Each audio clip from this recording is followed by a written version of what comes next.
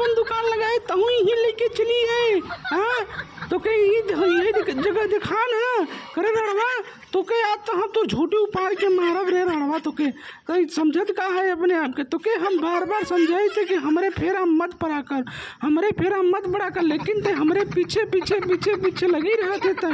आज तो के हम छोड़ब ना, लड़ाऊ ना ही तो जवाई काटो ना है तो है आज हम छोड़ब ना। तू हमें का छोड़बू, आज हम तो है ना छोड़ब। आज तो हर हम झूठा उपाय के मारब। तू बेचत हो सेब, हम बेचत है संतरा। तो है का तू अपन बेचे हम अपन बेची, तो है का तू लगी हो हमारे पीछे पड़ी हो, दोनों जने अलग अलग बेचे। तू हमसे झगड़ा करत हो। आज तो है हम छोड़ब ना सौतनियो, तो है छोड़ब ना, लड़ाऊ ना ही तो है आज हम छोड़ब ना। तू हमें देखत जब देखत तब तू हमें मारत रहत हो। आज हम तो है छोड़ब ना, आज हम तो है लतियाऊ देखत हो ना। तू हमारे तेराजू में रखा बा ईटा, ये ईटवा से तोहार आज हम फोड़ब।